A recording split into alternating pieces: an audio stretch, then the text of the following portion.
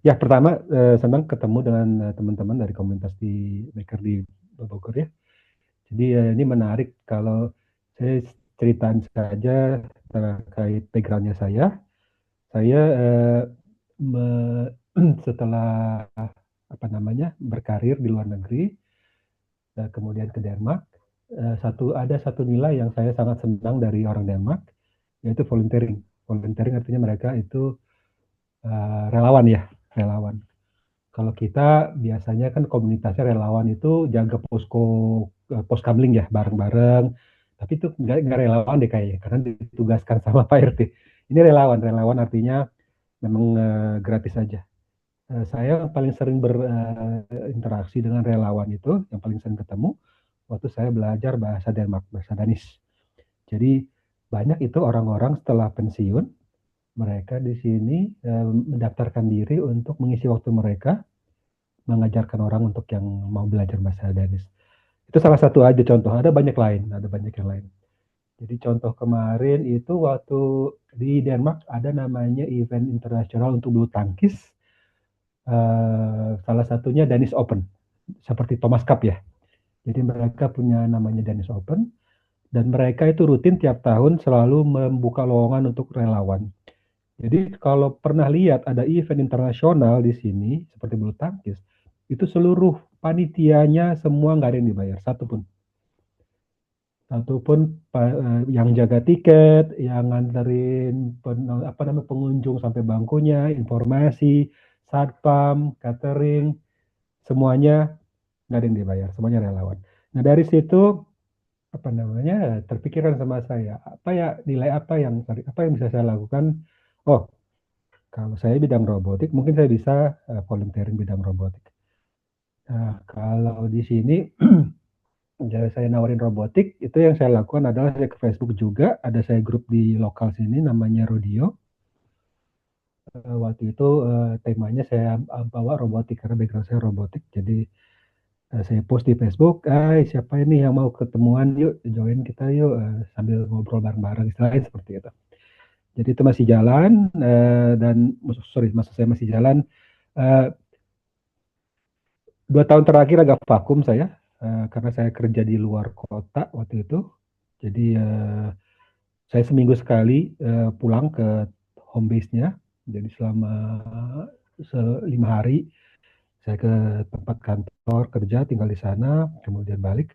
Jadi vakum. Nah sekarang saya mau mulai lagi bulan Februari ini saya akan mulai kembali untuk yang lokal. Nah untuk Indonesia gimana?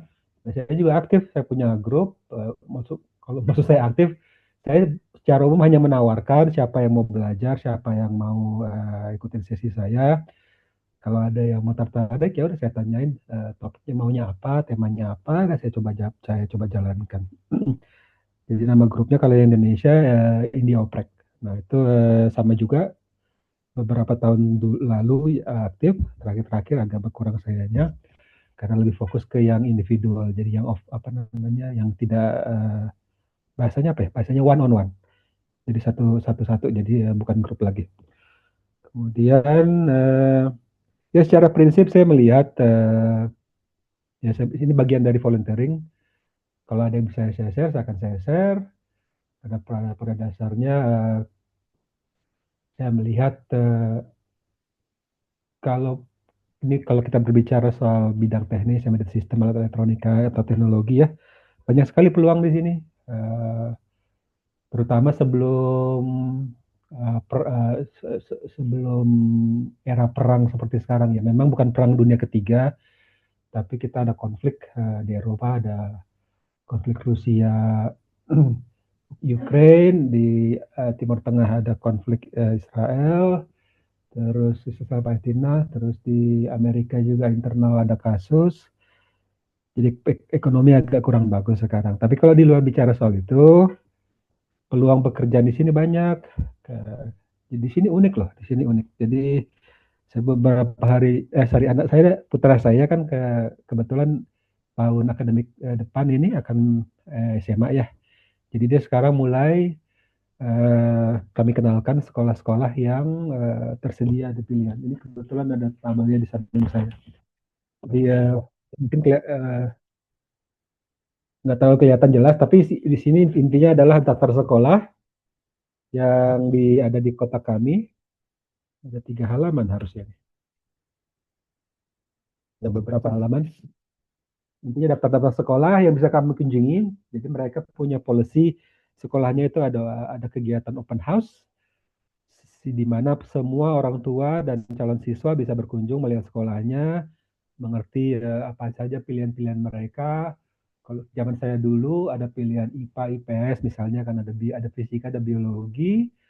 Ya, sekarang di sini walaupun misalnya ya, misalnya jurusan IPA, nah di situ juga ada pilihannya, misalnya pilihan matematikanya yang jadi sorry saya ceritain sedikit. Kalau kalau SMA di sini ada pilihan matematika A, matematika B, matematika C. Maksudnya apa ya? Itu selama 3 tahun SMA, kalau matematika A dia berarti sepanjang tahun selama 3 tahun akan belajar terus matematikanya. Jadi levelnya memang level yang paling berat. Kalau matematika C artinya mungkin setahun pertama aja belajar matematikanya sebagai dasar, karena mungkin dia bukan jurusan matematika gitu, misalnya. Jadi ada pilihan matematika A, fisika A, kimia B. Ada pilihan matematika A, fisika B, kimianya C misalnya. Itu terserah masing-masing jurusannya sesuai peminatan. Jadi kami berkunjung ke sana. Nah, menariknya sebentar, saya tadi agak loncat ceritanya. Eh,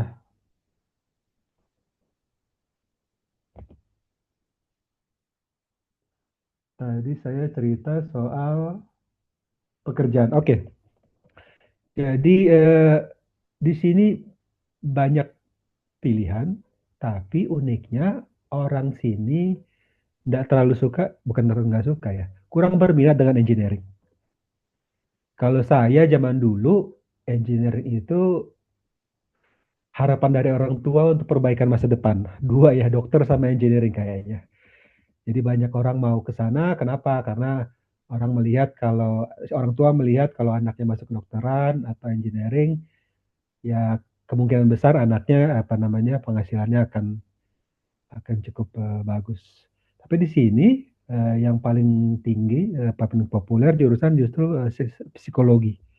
Jadi tinggal persaingan yang paling besar itu psikologi di sini. Nah, jadi artinya kalau ada kebutuhan bidang engineering, nggak banyak yang orang ininya, yang orang lokalnya yang bisa apa namanya, yang memenuhi kualifikasi. Bukan, artinya banyak lowongan itu yang apa ya, sedikit pelamarnya gitu. Kalau kita kan lihat di sosial media, susah ya kan cari cari kerja zaman sekarang kan ya. Nah di sini justru perusahaan yang susah cari orang karena orangnya nggak ada.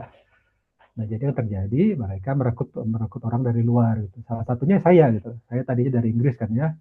Saya sekolah di Inggris, terus saya ke Denmark. Dan saya baru tahu gitu ternyata memang orang di Denmark itu waktu itu ya desperate untuk cari orang. Jadi saya terpikir aja, Sebenarnya oh nggak kalau ada, jauh, Pak, dengan di sini. Sama saja. Untuk kemarin kita sempat ke ITB pun mereka dari teknik bilang nyaris ditutup, tidak ada murid. Ini oh ITB iya, loh, Pak. Dulu kan zaman kita mungkin ITB itu peminatnya sampai berbondong-bondong gitu. Ini untuk teknik juga sepi. Terus sama peminatnya justru banyak di psikologi. Di iya, iya, Indonesia pun begitu. iya, Sama satu lagi yang sekarang lagi banyak diminati itu kedokteran, Pak. Banyak minatnya. Tapi teknik kurang sekali. iya, Ya kira-kira kurang, berarti ya kurang lebih saya iya, bisa bayangkan situasinya mirip gitu, Pak. iya. Kalau saya melihatnya dari dua sisi yang berbeda. Jadi kalau kalau di Indonesia, kalau kedokteran stabil ya kayaknya dari zaman dulu sampai sekarang orang tua mau anaknya masuk kedokteran atau memang anaknya sendiri yang memang mau. Kalau di teknik trennya adalah menurun kan ya. Dulu tinggi, sekarang menurun. Kalau saya melihat ini keterbatasan saya ya, saya tidak paham kondisi Indonesia 100%. Yang saya lihat adalah percuma juga kerja kuliah di teknik 4 tahun capek-capek kuliah nggak dapat kerja. Itu yang saya lihat. Jadi peminatan itu berkurang karena orang membaca realitas, nggak ada gunanya masuk teknik. Ternyata karena memang itu tidak apa namanya, di Indonesia tidak kuat dengan bidang teknis. Sementara di sini terbalik, justru trennya malah terbalik arah. Dulu engineering sangat rendah. Nah, seiringnya waktu, saya kan datang ke Denmark itu 8 tahun yang lalu ya. Waktu itu saya bilang tadi kan, Denmark tuh desperate butuh orang teknis gitu. Beberapa kami dari saya masuk untuk memenuhi itu. Nah, seiringnya waktu sekarang, orang Denmark sendiri melihat, oh ternyata bidang teknis itu banyak lowongannya. Jadi mereka juga mulai mulai masuk ke situ. Jadi trennya sekarang dibalik. Jadi di Denmark malah sekarang lebih banyak. Tapi itu pun karena ini lagi-lagi berbicara soal sebelum di luar kondisi perang ya. Mereka melihat bahwa memang ke depan kalau memang mau survive sebagai negara, jadi mereka punya rencana 50 tahunan gitu ya. Kalau dulu di Indonesia namanya daerah pelita kalau nggak salah saya. 5 tahun sekali gitu kan. Nah, di Ya. sini juga mereka punya rencana 25 tahun ke depan mau apa, 50 tahun ke depan mau apa. Nah, jadi yang mereka lihat adalah dari sekian banyak apa ya, ini yang saya bicarakan hanya sebagian kecil mungkin. Ya. Salah satunya adalah, oh kita harus kuat di bidang impor teknologi. Jadi mereka mau ekspor teknologi. Jadi mereka mau kuat dengan bidang teknis sehingga mereka bisa menjual teknologi. Salah satu perusahaan yang besar di Denmark itu namanya Vestas ya, untuk bidang renewable energy. Jadi kalau kincir baling-baling itu namanya Vestas. Nah, itu strongholdnya ada di Denmark. Seperti itu juga. Jadi ada robot, kita ada Universal Robot, ada Mobile Industrial Robot. Sekarang mereka join namanya Teradan Robotics. Nah, seperti itu. Jadi trajektorinya ke sana. Mereka mau melihat, oke, bagus ke depan kita jualan teknologi, karena itulah yang ya, punya nilai lebih, punya nilai jual lebih. Nah, sementara masih berkembang, sejauh ini, walaupun tren ke peminatan engineering meningkat di sini, tetap aja apa namanya pertumbuhan perusahaannya lebih besar dari kemampuan kampus memproduksi engineering. Jadi masih ada ruang di sana. Nah, sepanjang yang saya amatin, karena mereka desperate, butuh apa namanya engineering. Nah, yang menangkap peluang itu, yang paling beruntung sejauh ini adalah dari dua ya kalau saya lihat ya. Satu dari India, satu lagi dari Bangladesh. Jadi India secara mindset saya lihat memang kayaknya mereka memang senang berkarir. Yang Bangladesh itu kayaknya kemarin karena ada konflik dalam negeri ya, mereka pada lari keluar semua karena ada operasi dalam negeri. Kalau nggak salah saya lupa nggak tahu detailnya. Tapi intinya adalah yang mau saya sampaikan, eh, ya mereka yang menangkap peluang itu. Jadinya saya lihat, oh kalau kalau ada lah dari Indonesia yang memang karena satu dan lain hal mau mencoba ke luar negeri, kenapa enggak gitu loh. Apa saja sih yang dibutuhkan? Oh butuh ya otomatis skill engineering ya. Kedua satu lagi bahasa Inggris. Jadi saya pelan-pelan mau coba cari gitu kan, apa yang bisa saya cari, kegiatan apa yang bisa dikerjakan supaya orang tertarik. Di kepala saya ada dua hal yang saya amatin gitu loh. Pertama, kalau yang sudah pintar biasanya ya udah tahu aja sih mereka yang maunya kemana gitu loh. Jadi kalau ada yang udah memang jago elektronik segala macam, mereka biasanya kalau saya ikutin post-postnya di LinkedIn, mereka biasanya udah punya network segala macam gitu ya. Nah, yang saya yang ekstrim satu lagi adalah bahwa banyak ya yang saya perhatikan orang itu baru sadar butuh punya skill setelah dia tamat kuliah. Jadi waktu dia di kampus, ini pengamatan saya pribadi, bisa jadi salah. Saya amati adalah waktu di kampus mereka sekedar memenuhi apa namanya ujian supaya dapat nilai dan dapat ijazah.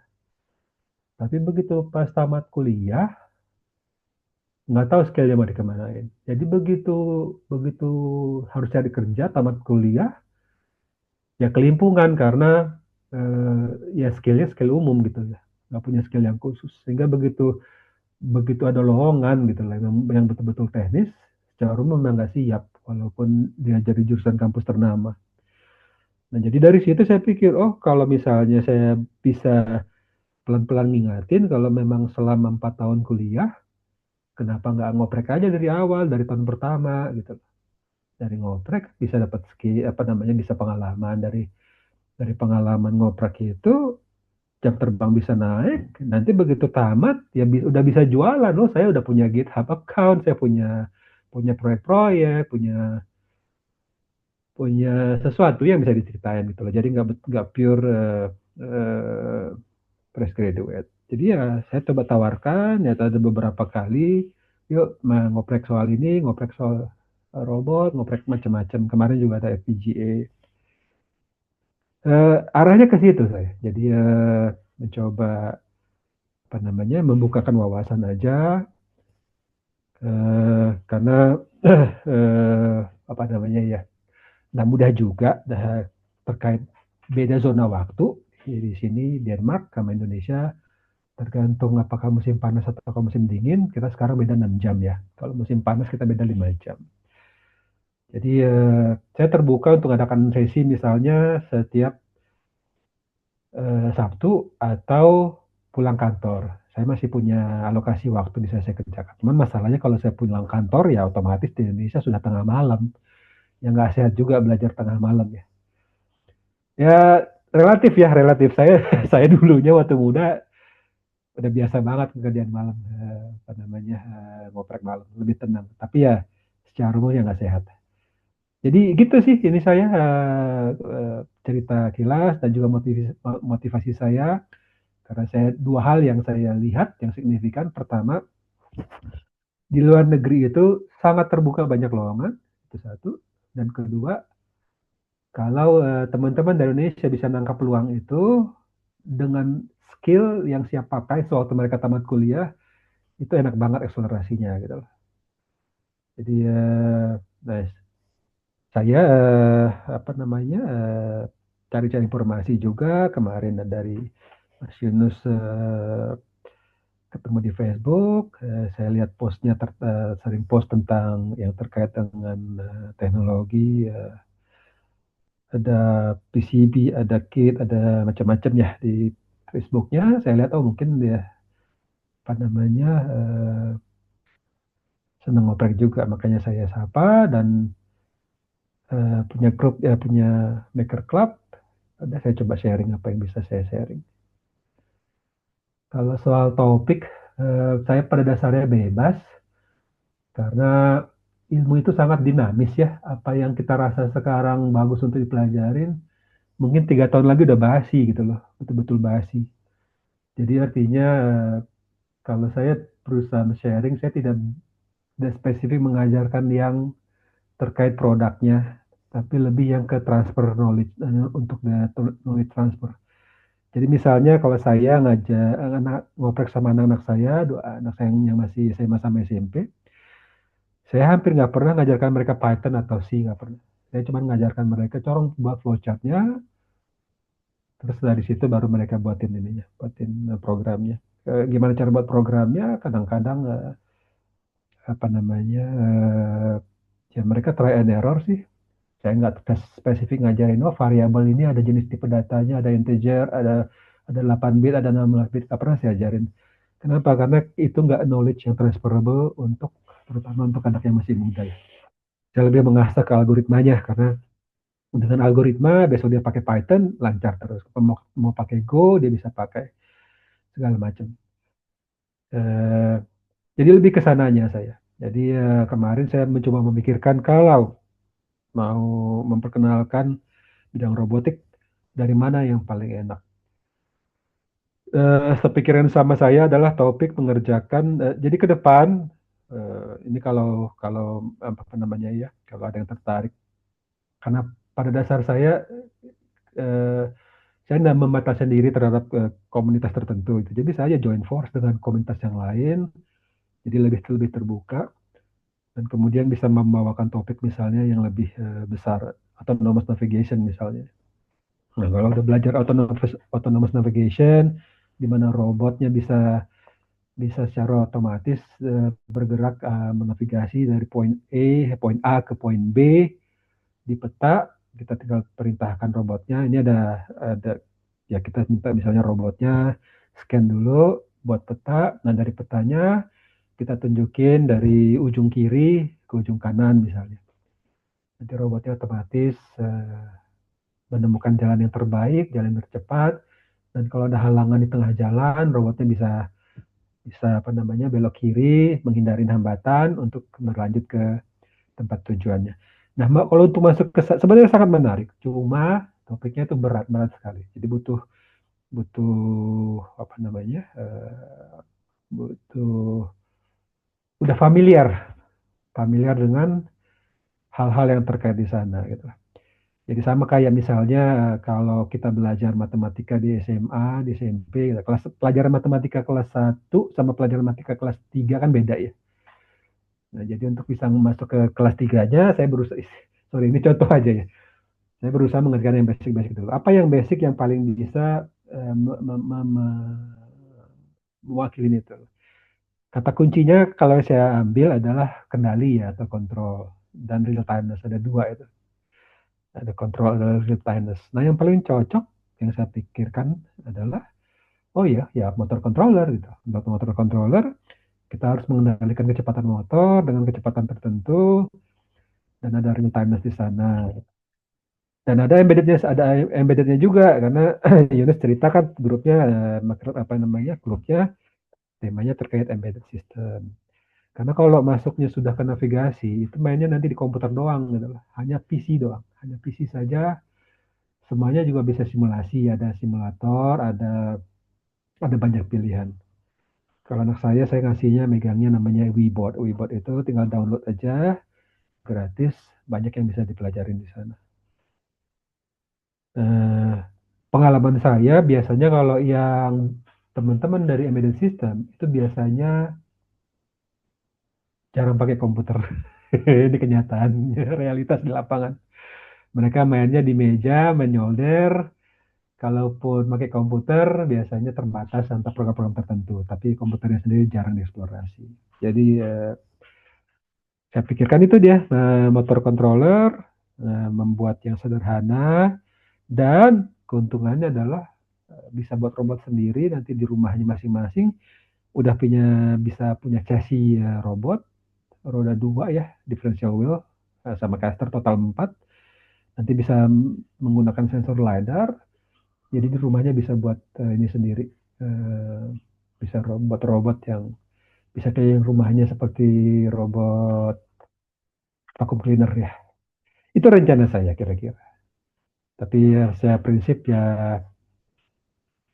apa namanya tujuan saya mengadakan ini adalah membukakan wawasan aja supaya aware bahwa banyak sekali peluang yang bisa dikerjakan dan ya sambil-sambil ini sambil menikmatin hidup soalnya bagi saya pribadi ngoprek itu seperti ya masing-masing orang beda kesenangannya ada yang senang makan coklat ada yang senang makan nasi goreng nah kalau saya senangnya ngoprek kira-kira gitu ya silakan kalau dari bapak-bapak atau teman-teman mau sharing cerita ke forum ini silakan juga saya juga senang kalau dengar-dengar cerita dari teman-teman gimana sih sekarang kalau di Indonesia kalau ngoprek, soalnya saya ngelihat ya kemarin saya nawarin apa namanya ngoprek bareng pakai LiDAR. Hambatan terbesarnya nggak bisa beli barang dari AliExpress. Jadi susah juga ya kayak dapetin barang di sana. Kita udah coba Pak kemarin untuk LiDAR itu ya agak-agak bingung dengan jenisnya karena saya sempat beli itu seperti ini, kayak kecil gini LiDAR-nya. Ini LiDAR juga, cuman kecil banget. Ya, ya itu satu dimensi, Pak. Ya, Itu TOF paling 3 meter itu kan. ya. Karena dulu pertama kali saya kan kalau di komunitas ini dulu terakhir ngoprek-ngoprek 3D printer. 3D printer yang memakai LiDAR itu cuman Bambu Lab yang katanya mantan orang apa DJI itu. Nah, sebetulnya kalau di 3D printer kan ordenya milimeter kan ya. Tapi saya cari-cari paling kecil ordernya sentimeter, atau yang lainnya meter gitu. Jadi apa benar dipakai ladder atau bukan? Itu juga. Terus kemarin pas dengan Kang Yunus kita cari-cari sensor ladder, ada bekas copotannya vacuum cleaner.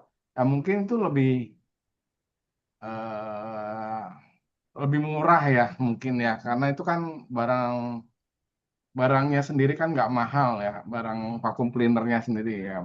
Mungkin itu lebih cocok kali untuk kita sebagai pengenalan lah dengan ladder ini. Nah, sebetulnya itu seperti apa ya? Sebenarnya pengen pengen tahu juga itu ladder itu ordernya apa? Kok kebanyakan saya paling kecil sentimeter, dan yang saya tahu benar-benar dipakai itu buat drone, buat sensor ketinggian. Drone-nya nanti ada yang terbang berapa? Nah, itu mungkin yang Bapak sebut satu dimensi ya. Kan ketinggian cuma satu dimensi kan, hanya tingginya aja. Tapi kalau lihat dari punyanya vacuum cleaner, itu dia ada motornya, berarti sensornya akan diputar. Karena kan dibuat apa ya?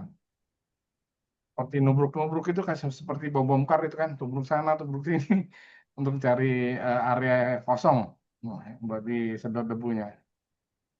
Ya itu kira-kira itu sebenarnya kalau masalah komunitas kita tuh agak ada jurusannya sendiri-sendiri, beda-beda, jarang yang benar-benar sama gitu.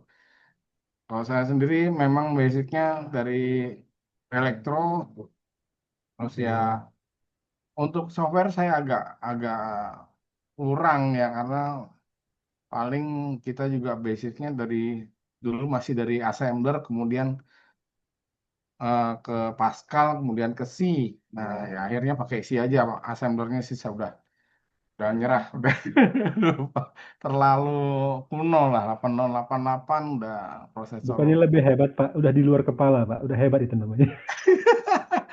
Justru justru Luar dilupakan kepala. Pak, ini apa ini udah cuman gitu aja. Iya, iya, iya. Ya, itu ada beberapa. Kalau Kang Yunus ini banyak kan dengan development board ya, ntar prosesornya dapat dari apa itu Kang dulu, STB-nya TV itu di sini banyak bekas-bekas itu, prosesornya lumayan bisa dimanfaatkan juga, Ya. lumayan kenceng. Yang untuk satelit atau untuk zaman RCTI zaman dulu, Pak? Pakai ini Bener Pak. di RCTI dulu. eh jadi biasanya dari RJ45 dari Ethernet Ah, oke. itu kan punyanya Telkom, dibundling gitu loh kalau jualan Pak dulu. Ah, oke. Punya Telkom dibanding dengan TV Set itu top box, Pak. ya Ya, set top ya, box ya, ya, ya. itu banyak di sini Pak. Jadi yang sudah tidak berlangganan apa itu dari tarikan itu banyak yang bekas-bekas. Nah itu awalnya dari situ, kemudian dia kembangkan banyak baut-baut lain yang Mhm. nasibnya mirip-mirip dengan seperti itu. Iya, Kalau iya, iya. ini Papa Isa nih panggilannya Kang Ahmad ya, panggil. Ya, biasa dipanggil Mas Mas Mas Kusai, nama saya Kusai. Ya, Wah, saya mohon maaf Pak, ini saya emang apa namanya mertua datang datang apa datang ke rumah dari Surabaya. Nah, saya kan lagi di Bogor, emang rumahnya di Bogor, mertua di Surabaya. Eh, ada yang kesini, jadi hari ini tuh mau nganter-nganter makan, keliling-keliling dulu. Jadi makanya saya mohon maaf kalau lagi mobile jadinya. Untuk background saya sama juga sih sama Kang Adrian. Saya dulunya kuliah jurusan elektronika di Surabaya di Politeknik Elektronika Negeri Surabaya. Emang ada hubungannya sama robot-robot, tapi benar benar kata Pak Ori tadi bahwasanya awal-awal kuliah nggak ada tuh yang nyambung mata kuliah itu nggak ada yang nyambung Pak sama ini. Tahu-tahu ya lulus kuliah, tapi alhamdulillahnya Pak ya di antara teman-teman saya itu yang banyak terasa bahwasanya itu saya yang kerjanya sesuai dengan ini lulusan apa itu background edukasi lulusan elektronika. Yang lain itu ya jauh jauh dari apa jauh dari jurusan. Bahkan ada yang kerja jadi operator di pabrik, tapi operatornya cuma mungkin operatornya bukan operator kayak yang di pabrik yang masang assembly assembly gitu ya. Tapi tetap aja sih cuman push push button sama kayak start sama stop aja gitu. Dia bilang, ya nasibmu enak Gus gitu. Nasib kamu enak, kamu bisa kerja di bidang elektronika. Aku cuma dua tombol aja, mati nyala mati nyala. Jadi emang jauh banget dari apa namanya, dari background edukasi masing-masing. Terus untuk pekerjaan sendiri ya, alhamdulillah karena dipaksa setelah lulus, dipaksa cari duit, akhirnya yang sesuai bidang saya elektronika, ya kadang-kadang saya ngajar, zamannya Arduino itu saya ngajar Arduino, ngajar di perusahaan-perusahaan, kadang sama apa namanya perusahaan-perusahaan itu minta-mintain tolong buat apa namanya bikin alat atau prototype, nanti mereka sendiri yang ngembangin. Jadi sama juga sama kayak Bang Andrian sama Kang Kang apa tuh Kang Yunus. Jadi kayak kita itu kayak ibaratnya itu engineering panggilan. Ada ada cowok panggilan, ada engineer panggilan. Jadi kadang-kadang kalau lagi rame gitu kita dipanggil ke perusahaan buat, tapi nggak jauh-jauh sih Pak dari yang namanya otomatisasi dan kayak jauh-jauh dari controller, dari Arduino, dari embedded system. Ya cuman kalau tawarannya jauh dari itu, ya saya lepas karena memang bukan dari bidang saya. Banyaknya sih yang IoT IoT gitu ya. IoT itu sendiri saya apa itu saya lihat di Indonesia itu masih masih banyak sih Pak orang, masih apa masih masih apa ya masih butuh lah untuk yang IoT. Jadi alhamdulillah mungkin untuk beberapa tahun ke depan pekerjaan engineering itu mungkin di Indonesia emang jarang, karena mungkin jarang karena susah gitu kali Pak ya, mikir orangnya susah dan jadinya ya jarang. Jadi kalau ada orang itu ya bisa kenal aja gitu. Kadang kalau saya dapat tawaran itu sering kali saya lempar ke grup ini Maker BMC kan, sama apa itu Bang Andrian, ada yang mau nggak, ada yang mau nggak. Cuman ya itu sih emang jarang sih. Itu aja sih Pak dari saya. Mungkin saya nanti eh, pertama ini saya mohon maaf kalau nggak siap karena emang mendadak ada mertua dari Surabaya ke sini. Saya harus jadi anak mantu yang baik. Oh nggak mau antar dulu. Udah Pak, itu aja dari saya. Nanti mohon maaf kalau saya tiba-tiba izin lag ya Pak. Mungkin orang Ya, tua ya, udah ya, selesai dari makannya. Nah, gitu ya, aja Pak. Silakan lanjut ya. Pak Yunus. Ya, Pak. Kayaknya sih kalau masalah dadakan makanan hari-hari kita, Pak. Ya nggak? Namanya Iya engineer Pak, tuh banyak yang dadakan itu dadakan pokoknya. benar Ya, Pak. ya, Dadakan tuh sama-sama emang banyak dadakannya gitu itu. Namanya ya, engineer Pak. ya. Itu kombinasi dua hal itu, Pak. Papa bisa sebut sebagai berkah, bisa juga sebaliknya. Kenapa? Berkah. Karena bisa dekat sama keluarga, bisa silaturahmi, itu kan karunia kan ya. Di sisi yang lain juga jadinya ya jadwalnya berantakan. Jadi nggak bisa buat appointment yang tetap. Bapak misalnya bisa bayangkan ya, kalau misalnya kita masing-masing semua ini punya toko ya, punya toko harus jualan. Itu kan pagi-pagi kita harus nyiapin ya, harus buka toko segala macam. Terus pulangnya sore atau malam ya. Bagi yang pelaku keseharian, sama mereka ya itu aja kerja seharian. Begitu tamunya datang, oh iya silakan datang, tapi maaf ya aku harus jaga toko.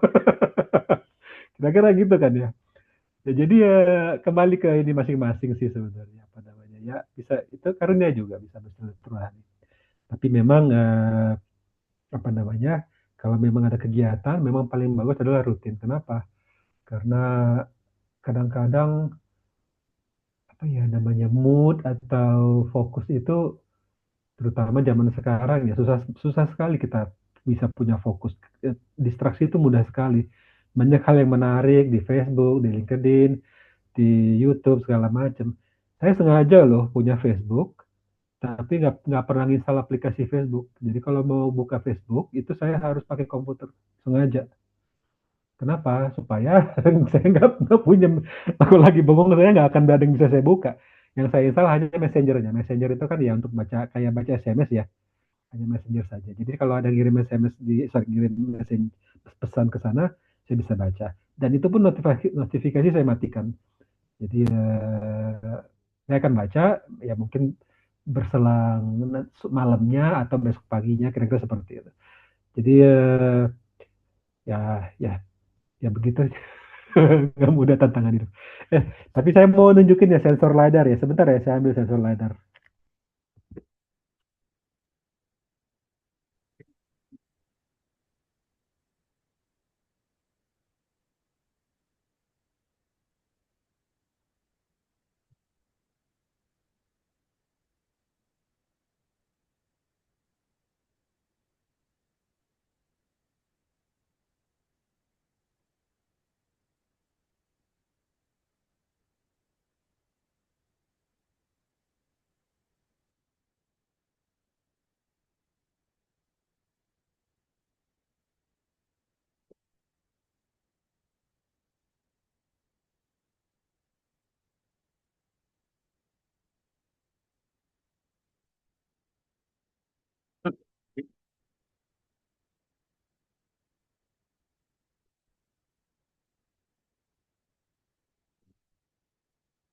Saya ada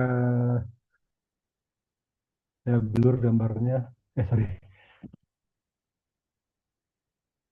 Ya, jadi ini di dalamnya ada sensor yang berputar.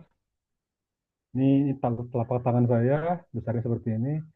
Nah, ini sensor yang dipakai di beberapa robot. Nah, kemudian ini saya ada waktu kemarin saya apa namanya buka-buka di AliExpress, saya menemukan ini ada 3 varian ini. Ini satu, dua, beda-beda sensornya. Yang paling kesukaan saya kan ini karena lebih mungil. Ini kalau di telapak tangan saya, ya seperti ini. Jadi di sini, ini kelihatan nih, jadi ada sensor yang muter ini. Nah ini tadi yang Pak Adrian tunjukin, kira-kira di dalamnya ini ada sensor yang mirip ya, bukan sama tapi mirip prinsipnya. Dia ada apa namanya, ada cahaya yang apa namanya Dipancarkan. dipancarkan terus diterima balik sensornya. Ada tergantung sensornya berdasarkan berapa perbedaan jarak yang dia terima. Jadi dia seperti kita fokus kalau kita miringin sensor kita tergantung temboknya, dia terlihat itu ininya apa namanya pantulannya di sisi mana. Ada juga yang time of flight. Time of flight itu seberapa cepat dia kembali. Jadi sensor yang Bapak punya itu time of flight. Itu ada yang milimeter Pak, tergantung sensor yang Bapak pilih. Jadi ada yang memang milimeter. Kemudian, nah jadi sekali kirim satu dia ngukur satu jarak, kemudian dia bergerak sedikit, mungkin setengah derajat, 1 derajat, ukur lagi. Terus continuous. Nah ini sensor yang ini karena sensor robot, sensor vacuum cleaner murahan, dia bisa mengukur 360 derajat. Jadi ada 360 titik pengukuran. Jadi putar sedikit, ngukur. Dan bisa berputar tergantung sensornya, ada yang 5 sampai 10 kali per detik. Jadi dalam 1 detik dia berputar total dalam 5 sampai 10 kali putaran, dan dalam satu putaran dia bisa mengukur secara individual 360 titik atau 360 derajat. Nah, ini enak banget gitu loh buat mainan. Saya menemukan ini, saya lihat di internet, yang mana ya lupa saya yang ini. Itu sekarang harganya sekitar 13 US dollar. Kalau US dollar 13 berapa kira-kira Indonesia sekarang? Eh, 17.000, Pak. Ya ya. Plus nanti kena pajak kali ya Pak ya. Nah saya rasa itu sebenarnya bagi yang apa namanya ya untuk mainan ya yang fancy itu termasuk ini tuh termasuk menarik. Cuman salahnya nggak bisa ya itu nggak AliExpress nggak buka ini nggak nggak bisa dibeli di Indonesia, sayang banget gitu. Padahal dari sini enak banget bisa buat sensor. Ini yang paling suka saya, sensornya kecil, dia ada matanya itu. Jadi dia ngukur, nah ini bisa diputar. Ada motornya sendiri ya, motornya sendiri motor. Kalau bisa main ini Pak, kita bisa nanti buatin robot sendiri di rumah. Bisa paling sedikit ya bagi yang penasaran bisa memenuhi rasa penasarannya. Yang bagi yang kedua ya kalau memang enjoy gitu loh dengan karena kompleks kan ya ini butuh butuh kendali, butuh algoritma, bisa coba-coba berbagai algoritma. Karena ini kan pada dasarnya kalau namanya robot, kita kan berusaha memindahkan ilmu manusia ke dalam program komputer gitu kan ya. Kalau kita manusia kan sangat adaptif gitu loh. Kita banyak sekali pilihan yang bisa kita kerjakan untuk bergerak dari poin A ke poin B. Kalau ada hambatan tengah jalan, kita tahu apa yang harus kita bilang, apa kita buat. Bahkan kita bisa ngomong permisi, numpang lewat, kita bisa gitu. Robot yang nggak bisa gitu. Kalau nggak pernah diprogram, nggak bilang permisi, ya nggak akan pernah. Nah, yang seperti itu yang menarik gitu loh. Apa yang bisa kita improve, gimana supaya lebih cepat, gimana supaya lebih robust. Karena pada akhirnya kalau kita bicara soal robot, tujuannya kan nggak kalau di dunia ini ya kan nggak cuma untuk senang-senang ya, untuk dipakai di dunia, di apa namanya di pabrik untuk membantu otomasi gitu sana. Kalau misalnya robotnya ada banyak, robotnya kan seliweran. Nah kalau robotnya asal seliweran, ya kan bisa tabrakan itu satu. Atau kalau sama-sama ngantri, yang satu di depan ngantri, kalau itu robotnya nggak pernah diajarin, oh kalau ada robot macet di depan, jangan ikutan nunggu, harus pindah cari jalur sendiri gitu. Bayangin kalau dia nggak punya program seperti itu, ya 10 robot satu di depan macet, ya 9 lebihnya ya macet terus gitu loh. Ya otomatis si pabriknya jadi terhambat produksinya. Kira-kira seperti itu menarik sekali, sangat-sangat menarik. Cuman kalau untuk lanjut terjun ke sana, ya nggak ini nggak apa namanya luas sekali, luas sangat-sangat luas sekali. Jadi saya melihat, wah sekarang harga sensor LiDAR relatif terjangkau. Wah kalau teman-teman Indonesia bisa aja main ke sini. Wah mudah-mudahan mereka bisa lebih senang ngopreknya. Dulu di Indonesia ada KRCI kan ya, ada lomba ada lomba robot. Loh kemarin sekian banyak mereka apa namanya sibuk robotik kok begitu tamat kuliah kok nggak jadi pakar robotik ya. Oh karena mereka pakainya sensor-sensor yang sederhana gitu. Mereka bukan bermain di algoritma. Karena yang dibutuhkan adalah sebenarnya algoritmanya. Itu yang bisa dijual kan ya. Itu yang bisa di apa namanya berkembang terus gitu loh. Kalau namanya sensor, kemarin Arduino sekarang udah dibeli sama Qualcomm. Chipnya sekarang udah beda, yang terbaru ya, saya bicara yang terbaru. Udah pakai memorinya malah ada 2 giga, bukannya udah kilobyte lagi, udah gigabyte sekarang, dan seterusnya dan seterusnya. Tapi kalau kalau skill algoritmanya terasa, ya sebenarnya tidak masalah, bisa pindah ke STM, bisa pindah ke SP32, gampang banget loncat-loncat. Itu makanya saya tertarik sekali. Jadi ya nggak tahu juga sih ya saya apa solusinya ngakalin supaya bisa bisa bisa beli sensor-sensor seperti ini dari AliExpress karena ya kadang-kadang kalau mengharapkan keberuntungan nyopotin dari vacuum cleaner yang rusak ya paling satu dua orang aja yang bisa yang nasib beruntung yang lainnya nggak masa masa vacuum cleaner yang masih bagus terpaksa dicopot cuma untuk memenuhi rasa penasaran. Ya, kalau masalah itu kayaknya ada beberapa seller juga yang di lokal mereka provide. Cuman kita karena ini adalah suatu sensor yang baru ya, mungkin kita masih meraba-raba. Untuk AliExpress sebenarnya kita di Indonesia ada orang yang buka jasa. Kita bilang linknya ini, mereka nanti akan ada fee-nya lah. Ada ongkos kirim, ada pajak, bea cukai. Nah, total ini berapa dengan harga yang tentu saja lebih lebih mahal sedikit, ada ongkos jasanya itu.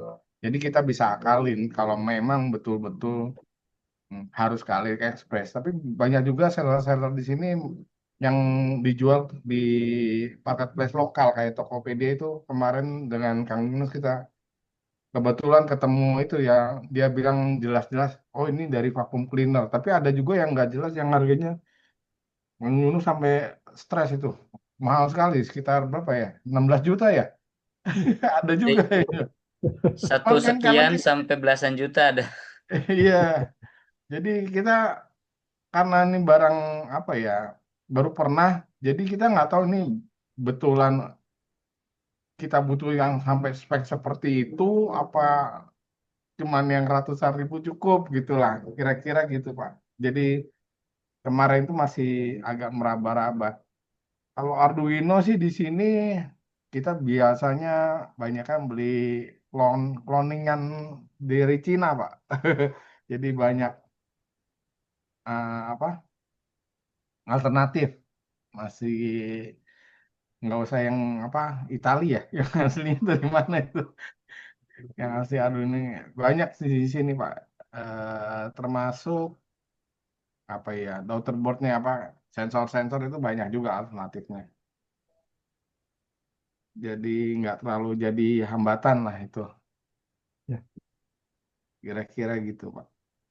Kalau yang paling murah pernah lihat sensor LiDAR di Indonesia berapa harganya yang dari vacuum cleaner? Itu tadi Pak yang saya tunjukin 100 ribuan. Itu yang sensor time of flight yang satu dimensi ya? Iya 100 ribu Pak, serius? iya Itu beli di AliExpress cuma $3, $3 sekitar 50 ribu. ya tapi kan yang beli boleh dibilang jarang Pak.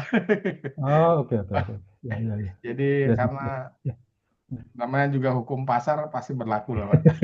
ya, ya.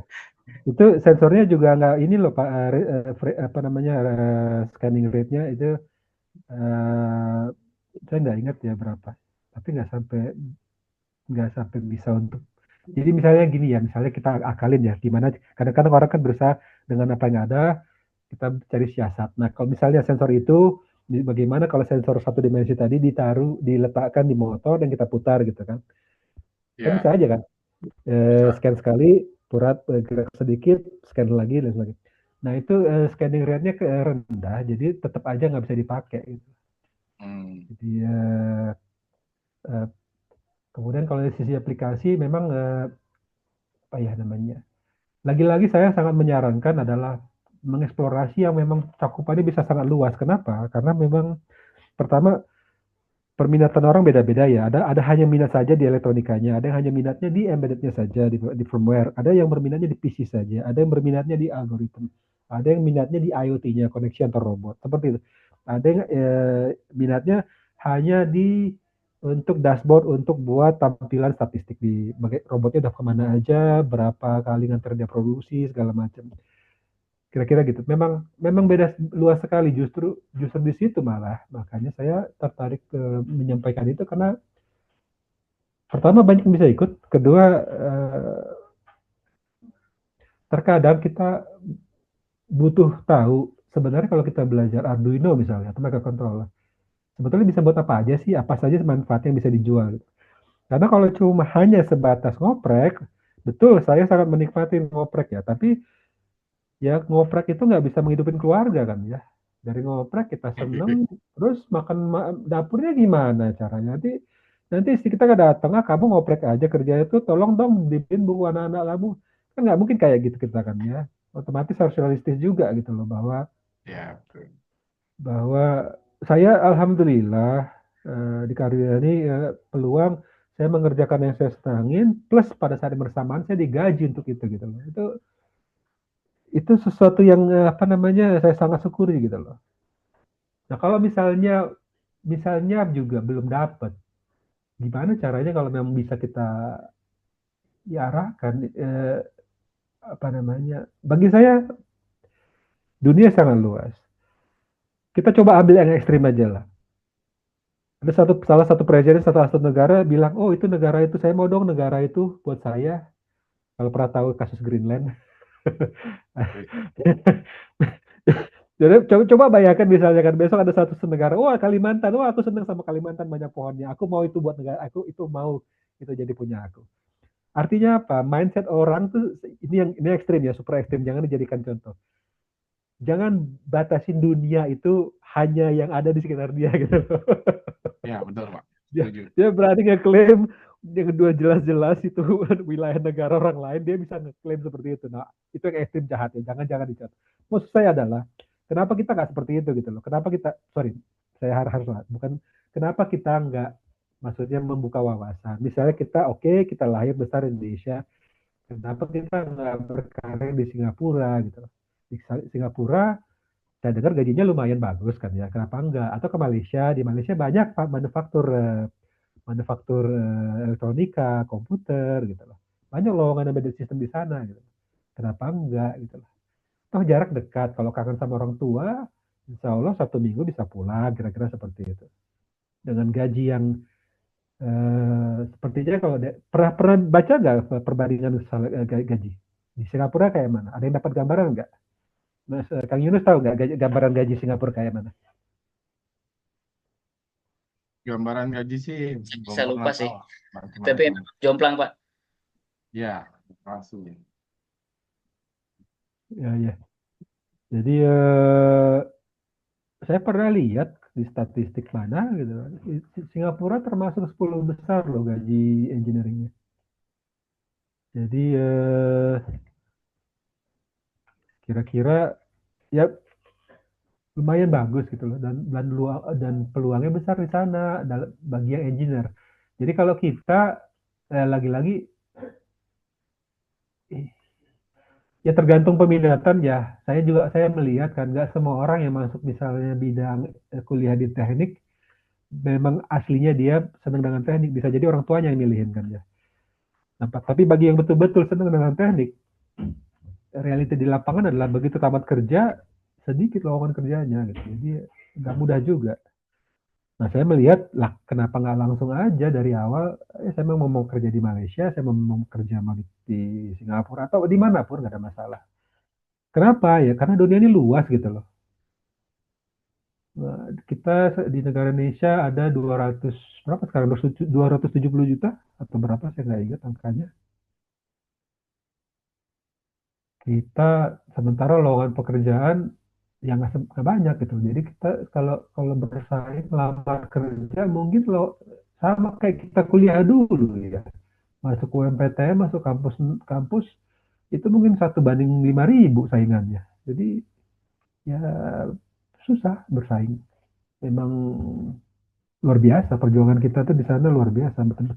Yang bisa lolos itu dua itu kalau nggak super beruntung atau ya super hebat gitu loh. Atau punya orang dalam tiga ya. Tiga punya orang dalam. Di sini di sini ada prinsip juga orang dalam. Jadi namanya referensi. Jadi kalau misalnya Kang Yunus jago, saya bisa lihat Kang Yunus reputasinya bagus, saya bisa jadi orang dalam di sini. Dan itu nggak bukan bagian yang buruk. Di sini ada sistem referensi namanya. Kenapa? Karena untuk cari orang itu kan butuh waktu ya. Butuh waktu artinya harus ada orang di assign untuk nyari memilah-milah siapa yang kandidat yang bagus. Intinya apa? Ngerepotin perusahaan itu intinya. Jadi kalau ada bisa orang dalam yang bisa membantu mempercepat proses itu, mereka sangat appreciate. Tentunya si orang dalam tersebut juga hati-hati nge-reference orang. Kenapa? Karena begitu yang bersangkutan bermasalah, otomatis reputasi dia juga jadi anjlok kan. Jadi cara cara bahasa sama orang dalam, tapi maknanya beda. Kita di sini untuk membantu perusahaan, bukan untuk membantu si calon pekerjanya. Tapi pada saat yang bersamaan, kalau misalnya Yunus punya skill, kenapa enggak gitu? Saya bisa ngundang ke sini, bukan saya ngundang. Saya bisa tawarkan ke perusahaan, saya punya punya kenalan, dia punya skill, kalian bisa tes. Nah, habis itu karyawan perusahaan akan lihat, akan lihat lebih dalam. Oh iya ya, ternyata dia bisa, sepertinya apa namanya kandidat yang menarik. Yuk kita buat interview yuk. Ya nanti di follow up segala macam. Ya kenapa nggak seperti itu gitu loh? Kenapa kita membatasi diri dengan keterbatasan yang ada? Karena sampai kapanpun kalau bicara keterbatasan, ya nggak akan ada habisnya kan ya. Sama seperti Pak Adrian tadi bilang, oh dari AliExpress bisa kok diakalin, tapi memang harganya lebih mahal sedikit. Ya sama saya itu bagus daripada jawabannya nggak sama sekali, karena yang saya dengar dari kemarin bahasanya sama sekali nggak bisa dibeli Pak katanya. Ya udah hopeless aja saya aja kalau cuma seperti itu, nggak ada alternatif lain gitu. Ya. Sampai kapanpun kalau kita ya hopeless seperti itu ya nggak akan pernah ada solusi kan ya. Memang betul akan lebih mahal, tapi lihat sisi baiknya gitu loh. Kalau kalau jiwa di dalam apa namanya jiwa yang sehat dapat badan yang kuat, lupa saya bahasanya seperti apa. Kalau hati kita seneng, kan enak belajarnya gitu kan ya. Ini menarik sekali gitu loh. Bisa pamer sama teman-teman kita. Ini saya buatin robot otomatis, saya bisa taruh di rumah saya. Dia bisa scan apa namanya di rumah saya. Saya bahkan bisa taruh ini misal aja ya. Kita bisa taruh handphone di robotnya. Di handphonenya itu kita bisa install yang kita pakai sekarang Zoom, dan saya bisa kendalikan dari jauh. Jadi misalnya tadi ya Papa Isan gitu kan, misalnya punya buat seperti ini, dia lagi nyetir di rumah di jalan. Oh saya lupa tadi saya ada naruh kunci di mana ya? Dia bisa gerakin tuh connect ke rumahnya, terus perintahin robotnya untuk ke dapur ya, di dapur dihidupin kameranya, dia bisa nunjukin dari jarak jauh. Oh iya ternyata kuncinya ada di situ. Itu kan fun gitu loh. Nah kalau kalau misalnya skillnya itu ternyata bisa dijual ya kenapa enggak datang aja ke Denmark gitu loh. Jadi skillnya lah dibarter sama ini, dibarter sama duit gitu loh. Kenapa enggak? Itu enak banget gitu loh. Saya senang banget kalau bisa ada yang memanfaatkan yang seperti itu. Ya sebenarnya di Indonesia pun banyak Pak itu. Dan kebanyakan yang saya alamin sih, memang tadinya tuh dari luar mereka datangkan alat, datangkan sistem. Nah, kemudian berikutnya yang menjadi masalah adalah maintenance. Kebanyakan alat-alat itu yang berupa sistem ya, sekarang tuh harus sangat tergantung dengan si pembuatnya. Ada annual fee lah, ada upgrade yang berkala gitu ya. Itu yang jadi kendala. Sementara di Indonesia banyak terbiasa sekali beli ya udah itu punya saya gitu. Nah, ini yang agak-agak saya suka mendapatkan istilahnya pekerjaan dari yang gitu-gitu. Kalau Kang Yunus ini spesialis ini POC ya Pak. Dia ada alat dari luar, mereka bikin POC, nah mereka bisa di perusahaannya ada dapat project yang dari POC itu, jadi banyak dia pengalamannya dengan alat-alat begitu. Itu Pak sebenarnya kayak komunitas ataupun project-project ini yang related IoT gitu ya. Itu cukup apa ya bisa dibilang berdenyut lah gitu ya. Ramai sekali gitu. Komunitas kita event-event pun banyak dukungan, partisipannya dari mulai mahasiswa, sekali kita bikin acara bisa sampai nyewa tempat ya, Om. Iya, Pesertanya bisa ratusan gitu ya, bahkan sampai untuk sewa ballroom di hotel tuh waktu dulu tuh sempat apa namanya kita bisa semeriah itu gitu Pak. Nah, termasuk juga di kantor saya, tempat saya bekerja sekarang di Indonesia, itu kan awalnya tuh fokusnya IoT gitu ya. Eh, Cuma karena waktu itu ya, sebelum Corona tuh IoT di Indonesia itu masih tahapnya adoption. Banyak yang belum tahu, terutama waktu itu tuh implementasinya tuh menggunakan teknologi LoRa, eh, Low Power Wide Area Network. Nah, banyak kasus walaupun solusinya canggih, itu mentok sampai level POC gitu ya. Kita tawarin solusi, misalkan untuk apa vehicle tracking lah atau smart building atau apapun lah solusi-solusi IoT di remote area sampai di perkotaan itu tuh mentok sampai level POC saja. Kenapa bisa demikian? Kenapa nggak sampai eh, jarang atau bahkan susah sampai production dijual solusinya gitu ya? Padahal ya kita udah kerja keras apa namanya mengembangkan gitu. Karena strukturnya itu di apa di banyak dibebankan ke harga sebenarnya. Jadi yang bikin gak masuk di market di Indonesia itu solusi berbasis seperti itu tuh costnya tinggi karena seolah-olah mengcombine apa solusi digital ya pasti kan kalau IoT ada softwarenya gitu ya yang perlu diintegrate ke apa sistem di customer dan juga hardwarenya juga. Nah hardwarenya itu tidak semuanya kita mampu untuk kembangkan bangun dari nol di Indonesia. Kebanyakan tuh import dengan regulasi yang ya kita tahu di Indonesia itu abu-abu ya karena disengaja dibuat abu-abu gitu ya. Pajak bea masuk itu sangat tinggi. Apalagi kalau berkaitan misalkan kita membuat solusi IoT itu ada izin-izin yang ya bisa dibilang restriksinya sangat lumayan ya. LoRa itu kan contohnya ya kalau misalkan kita pakai spesifik teknologi seperti LoRa gitu.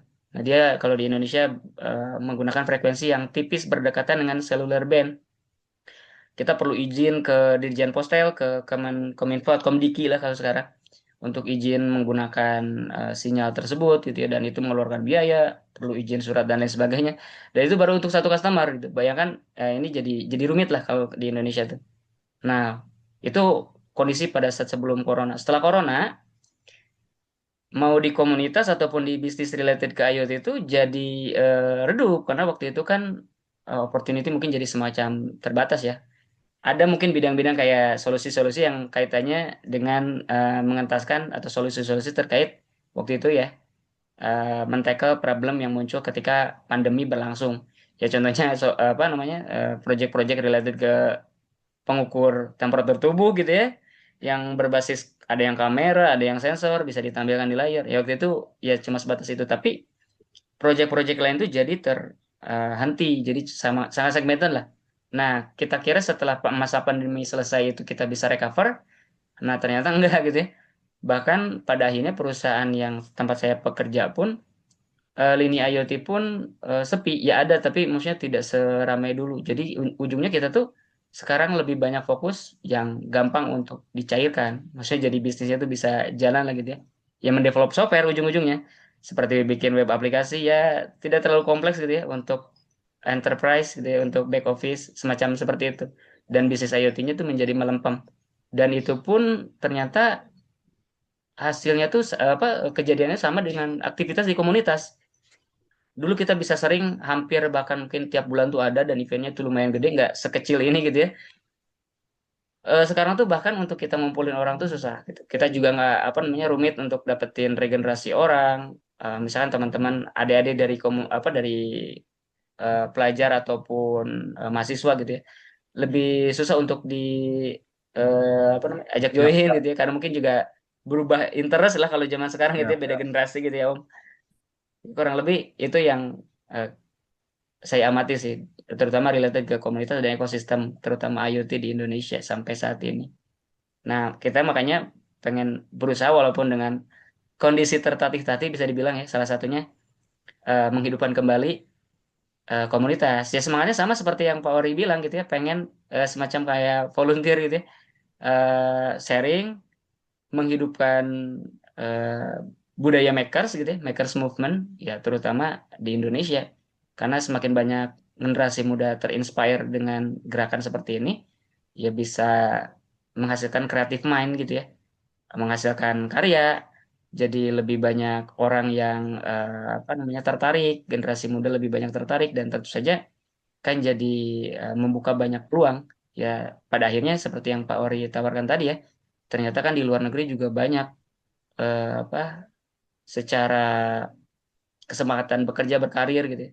Dan itu sangat valuable ya buat teman-teman di Indonesia yang mungkin banyak pasti saya yakin di kita juga cuman keterbatasan informasi ya dan nggak tahu harus mulai dari mana gitu ya.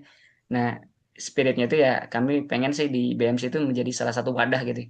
Nah, dengan bisa kolaborasi dengan Pak Ori ya harapannya bisa mempertajam tujuan kita juga di komunitas. Ya. Eh, saya memikirkan memang betul kendala interest ya.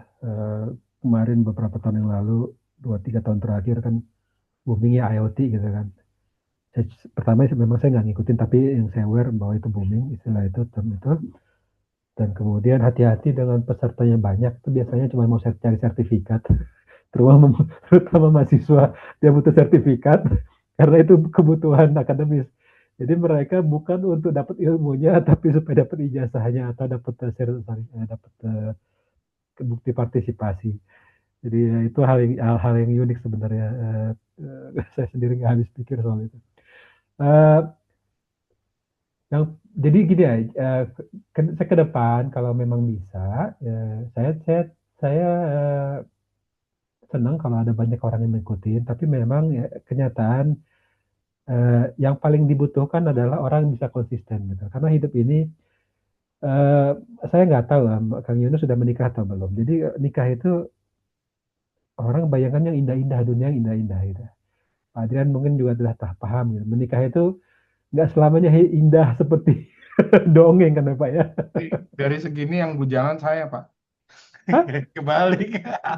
Oh gitu. Balik. Oh iya iya, oke oke oke. Ya, maksud saya bercerita seperti ini adalah hidup ini ya kayak juga di pekerjaan, misalnya kalau kita kerja gitu. Hidup itu, kerja itu nggak selamanya pelangi rainbow and sunshine kan ya, nggak melulu, nggak nggak melulu matahari cerah dan pelangi gitu. Kadang-kadang bertumbuk pekerjaan, kadang-kadang bos marahin, kadang-kadang macam-macam gitu. Nah, yang kita cari, yang kita butuhkan itu adalah orang-orang yang memang aware bahwa perjalanan itu panjang gitu loh. Jadi begitu dikasih satu hambatan, satu dua hambatan, mereka lanjut aja terus gitu loh. Terus tahu memang kadang-kadang susah. Ya namanya kalau misalnya ya, ini misal gitu, pertama kali belum pernah kenal bahasa si pemrograman, disuruh buatin program blinking LED gitu. Bagi beberapa orang udah tahu ya gampang banget gitu. Tapi bagi yang baru awal, ya mudah-mudahan dikasih komputer, dikasih Arduino, sampai 2 minggu, 3 bulan juga nggak selesai itu blinking LED. Walaupun di YouTube ada instruksinya, walaupun di Google ada manualnya, saya berani jamin ada orang yang akan ngerti sampai 3 bulan sekalipun.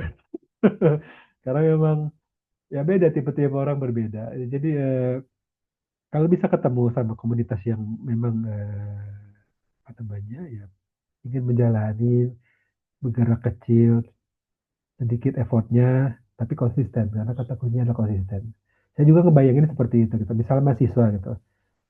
Kemarin ada lomba robotik nasional, KRCI, ada juga yang KRI ya. Ada 2 kategori kan ya, satu otonomous, satu yang pure mekanik. 4 tahun aja dia belajar.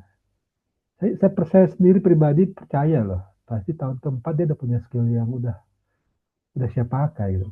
Nah, maksud saya adalah komunitas begini gitu. Memang ada kendala soal waktu karena secara umum kalau komunitas itu ya kalau nggak datang ya terserah yang bersangkutan kan ya, nggak ada yang marahin gitu loh.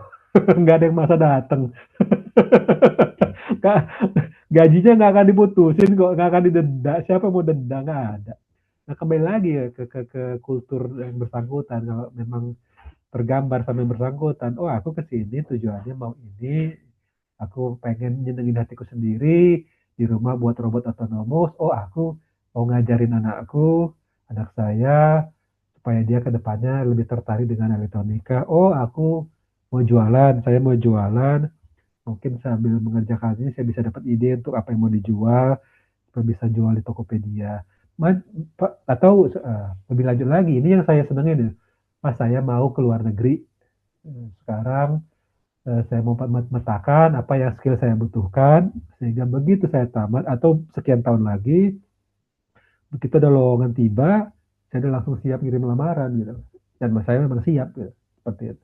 Dan saya akan cari negara yang tingkat persaingannya rendah, sehingga peluang saya untuk masuk ke situ sangat luar biasa besar. Itu yang saya harapin. Jadi memang butuh yang mau continue. Tadi saya bilang seperti perjalanan hidup suami istri atau kerja di kantor gitu. Perjalanan itu nggak akan selamanya indah gitu loh. Banyak beberapa di antaranya buat kepala pusing, segala macam. Tapi kalau jalanin ya bayangin aja petani nanam padi. Kalau Indonesia berapa ya? Mungkin 3-4 bulan baru panen kan ya. Dari pertama kali nanam sampai dia panen banyak hal bisa terjadi kan.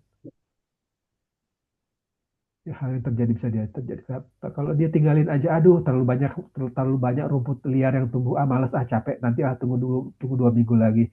Ya udah selesai padinya nggak akan ini. Ya kira-kira gitu. Jadi saya welcome aja kalau misalnya dari Mas Yudo, Pak Adrian, kalau apa namanya juga tadi ada Pak Isan. Kalau memang mau ada yang digulutin dari sederhana, nggak ada masalah sama saya. Tapi yang saya minta adalah konsistensi. Karena eh, betul saya hanya volunteer, saya volunteering. Tapi pada dasarnya saya tidak apa ya, saya berusaha supaya efektif. Jadi kalau ada kegiatan bisa lebih efektif yang bisa memang pada akhirnya akan membawa sesuatu gitu loh. Bisa nambah senang, nambah hobi, nambah ilmu, bisa nambah uang saku, bisa cari karir luar negeri gitu. Kenapa nggak ke arah sana gitu loh. Kalau cuman, oh saya bulan ini minggu depan masuk, minggu depannya lagi, oh saya sibuk dengan yang lain-lain. Mungkin apa ya namanya? Eh, kita coba kita cari formula yang memang eh, bisa lebih apa? Bisa lebih bermanfaat. Kira-kira gitu ya bahasanya. Jadi kalau nanti ada usul mau apa, ini saya alokasinya untuk Februari saya akan sebentar sekarang tanggal 24 Februari, tanggal 31 masih ada ya. Kalau mau ketemu hari Sabtu saya masih bisa, tapi saya rencananya mulai tanggal 7 selama 4 minggu berikutnya saya mau di sini di Denmark, di tempat saya di kota saya, nama kotanya Onse, itu ada perpustakaan. Nah, perpustakaan itu enak banget datang ke sana gitu loh. Jadi mereka ada punya beberapa bangku yang siapapun bisa duduk di sana, bisa datang bareng-bareng, 10 orang duduk satu meja, terserah mau ngapain, listrik gratis, internet gratis. Sorry, gak gratis, kami bayarnya pakai pajak. Gaji di sini dipotong hampir setengah untuk pajak doang. Jadi kita bisa ke sana, kumpul-kumpul. Dan saya itu menawarkan ke komunitas di sini, siapa yang mau datang sama keluarganya untuk ngoprek-ngoprek buat MIDI. Kalau pernah tahu MIDI ya, buat keyboard musik seperti itu. Iya, saya mau ini aja. Tujuan saya bersosialisasi sama orang satu kota sini. Kira-kira seperti itu. Nah, kalau kalau mau ada rencana pertemuan, saya masih terbuka untuk Sabtu besok, dan untuk selanjutnya adalah setelah bulan Februari. Atau kalau ada yang memang maniak ya, maniak malam-malam mau begadang, ya silahkan aja. Tapi jangan Ini jangan komplain sama saya kalau udah ngantuk. Ya, kalau waktu masih muda kita kalong semua pasti nih Pak. Cuman Pak Ori kira-kira jam yang nyaman kira-kira jam segini oke nggak buat Pak Ori? Kalau saya itu karena hari Sabtu saya mau relax pagi santai, jadi mulai jam 9. Saya bisa mulai jam 9 pagi di sini. Kita sekarang beda Hmm. 6 jam, berarti jam 3 itu di Indonesia ya. WIB ya. Wah, WIB jam 3. Nah, saya bisa kalau mau nonstop bisa sampai jam 12 waktu setempat. Jadi jam 12 sampai jam 6. Nanti jam 3 sampai jam 6 di Indonesia kira-kira gitu. ah, Kenapa? Karena di atas jam 3, jam 12 saya mau jalan-jalan sama keluarga saya. Kalau minggu saya berusaha kalau bisa nggak ada sesi, bisa saya pur sama keluarga saya lebih prefer itu. Oh ya, saya ngasih tahu nih, ini satu ada kultur yang unik nih di Denmark. Kalau di Indonesia kita kalau pekerjaan belum selesai gimana biasanya di Indonesia? Saya nggak tahu, mungkin tergantung yang bersangkutan ada yang pulang duluan, ada yang menyelesaikan sampai ke pekerjaan. Saya nggak bicara pegawai negeri ya, pegawai negeri datang jam 11 pulang jam 2 kan ya. Itu lain cerita. Ini nah kalau saya di sini kita kalau kalau yang manajer ya bukan saya. Kalau kalau yang manajer itu dibilangin tuh sama atasannya. Kamu pastikan kamu kalau jam 4 pulang kerja udah jam pulang kerja kamu pulang ya. Kenapa? Jangan beri contoh sama anak buah kamu bahwa kamu datang ke sini itu lebih dari jam 4. Jangan sampai kamu menimbulkan asumsi bahwa mereka harus tetap bertahan di kantor kalau sudah jam kerja.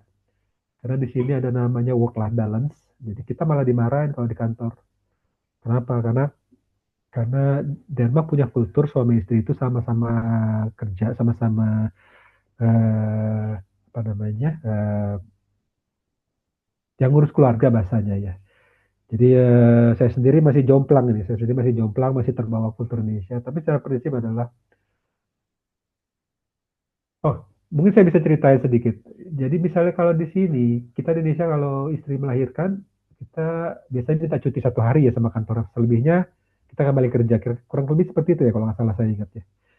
Nah di sini itu begitu beberapa bulan pertama anaknya lahir, itu si suami harus cuti, tiga nggak bulan boleh juga nggak Pak. cuti. 3 bulan Ada. juga ya Kenapa? Pak? Ya. Karena kenapa? Karena kalau si bapak nggak cuti, dianggap dia tidak mengurus keluarga. Hmm. Jadi memang dia diharuskan untuk mengurus keluarga. Jadi punya anak lahir, otomatis istrinya libur kan ya. Nah si suami juga harus libur. Jadi memang itu diharuskan, wajib si eh, si bapak untuk mengurus keluarga.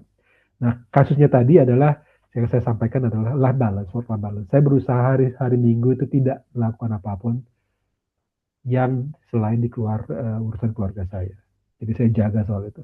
Selebihnya hari kerja biasa, kalau memang ada yang nggak waras, silahkan saya bisa malu ngajarin. Kalau Sabtu jam 8 pagi, sorry jam 9 pagi waktu setempat sampai jam 12. 3 jam saya open sesi. Kira-kira itu Pak ya kalau Tapi yang enaknya Sabtu kali Kang Yunus ya. Buat semuanya juga yang lain soalnya kan kalau di kita banyak komuter Pak. Jadi kerjanya di Jakarta. Kayak Kang Yunus nih kerjanya di Jakarta. di Bogor. Iya, rumah di Bogor, istri juga di Bogor. Jadi dia harus pulang. berapa jam dari rumah ke kantor? Ya, Satu tergantung setengah 2 jam lah. Macet ya, ya mungkin 2 jam ya. ya, tergantung Baik. cuaca juga Pak. Kalau hujan dia lebih pasti. Lebih pasti. Kalau Pak Adrian gimana? Berapa lama ke Kalau kantornya? saya masih ya di Bogor Pak, masih di Bogor Hmm. itunya. Nah, kerjanya agak bebas lah saya. Cuman by project jadi saya kerjanya.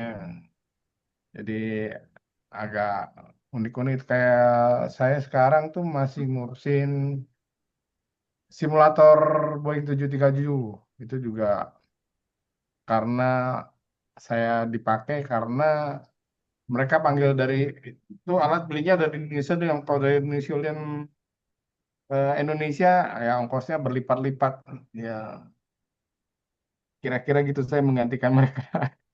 Nah, Ya, walaupun dengan harinya yang nambah meraba-raba, ya. karena nggak semua dikasih tahu kan pasti. Tapi ya gitu.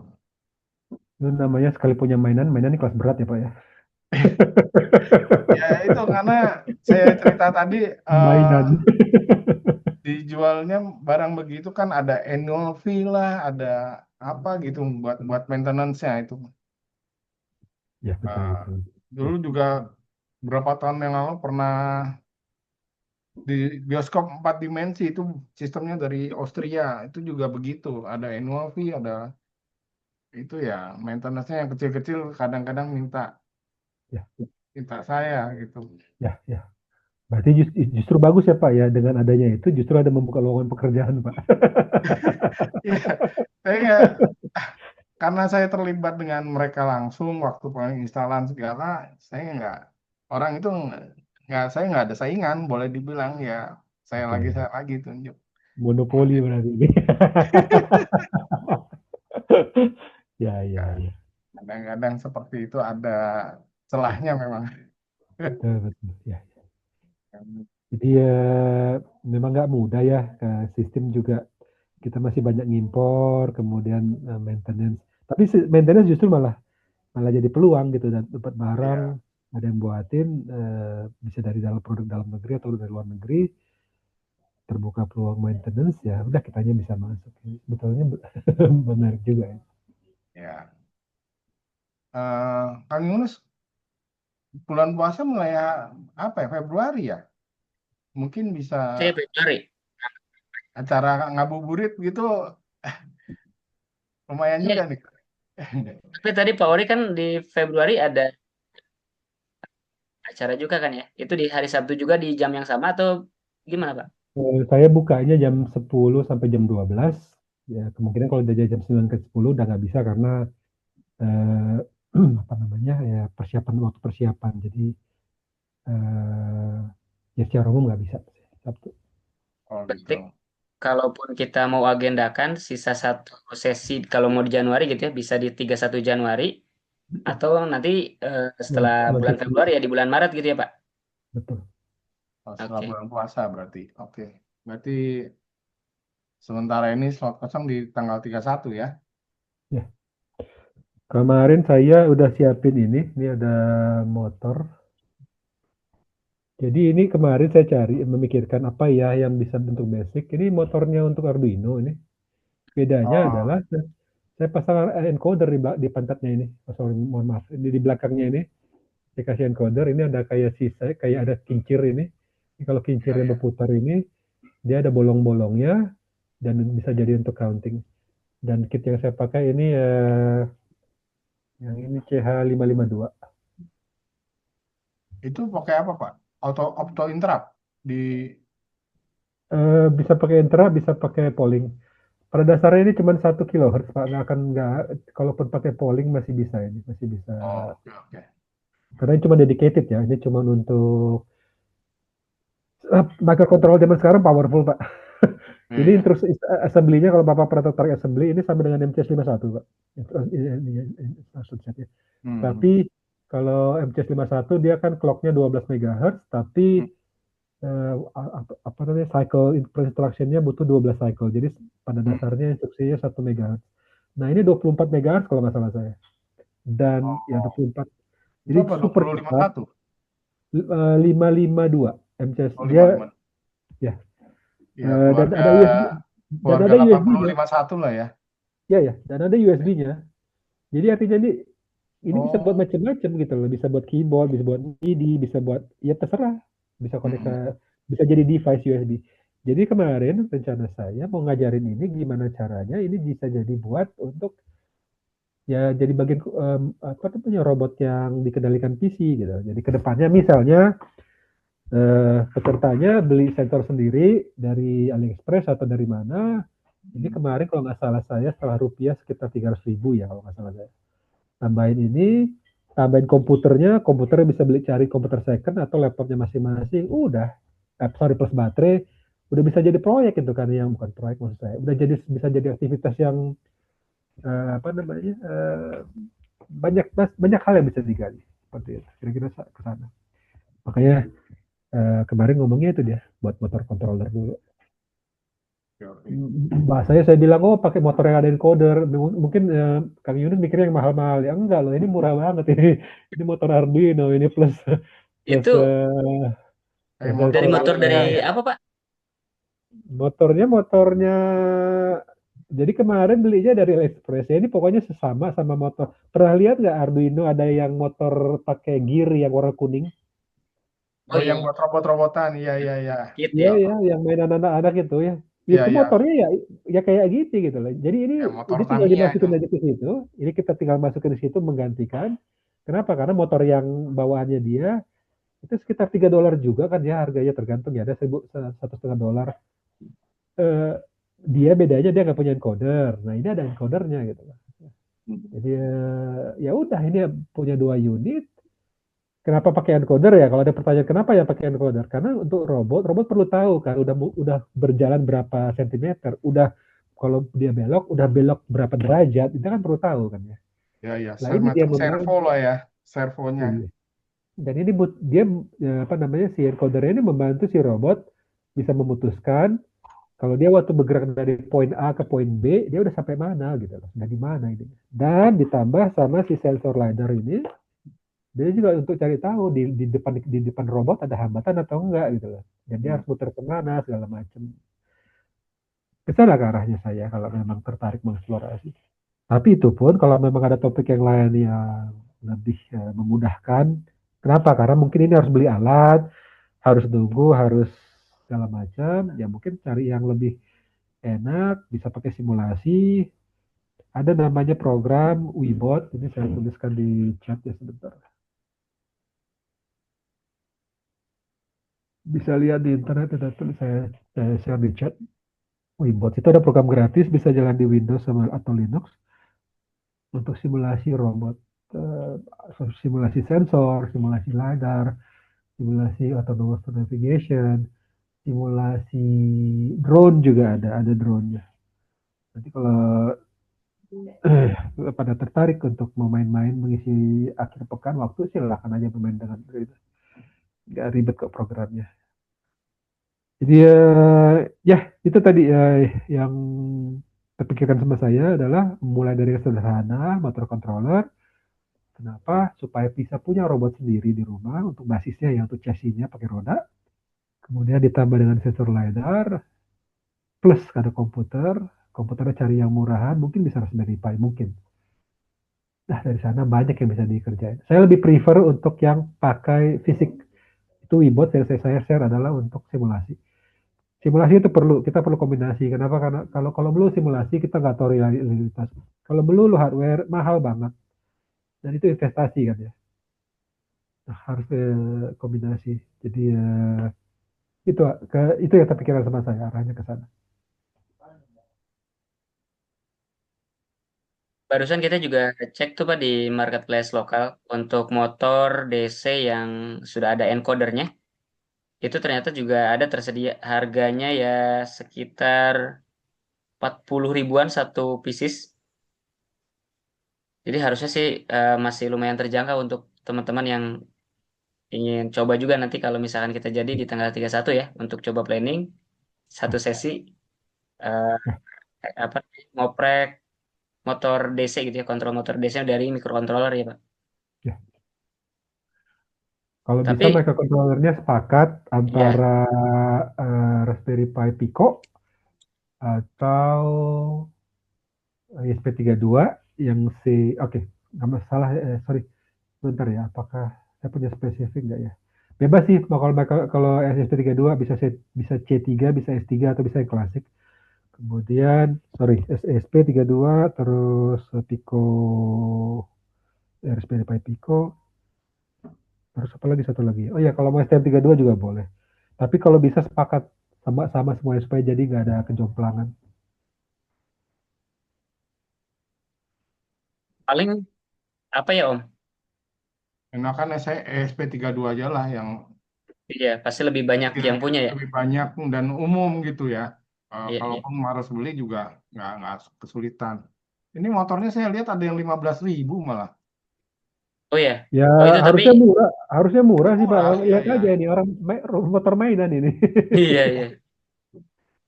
Motor DC, pakai 3 volt juga jalan ini. Tapi harus ada encodernya ya. Kadang-kadang Ada. kadang-kadang add-on artinya tambahan.